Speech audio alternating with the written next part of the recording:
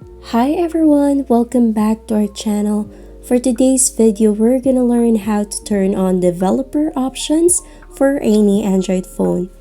It's easy, so let's get started. The first thing that we need to do is open the Settings app on your phone. Now from here, you need to click on About Phone. It will give you a lot of options, but you need to click on All Specs. Now it will look like this. Now you will need to find the version.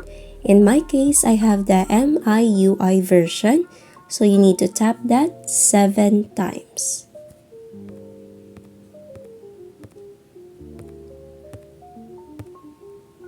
Alright, as you can see it here, it popped out that you are now in developer mode.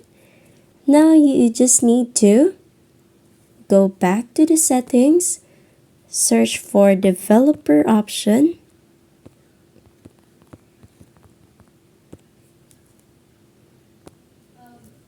Now this is the developer options. There's a lot of options here, and if you want to turn it off, you just need to disable here by clicking the switch button.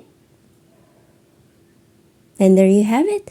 If you find this video helpful, don't forget to click like, subscribe, and click that notification bell for more videos like this. Thanks for watching.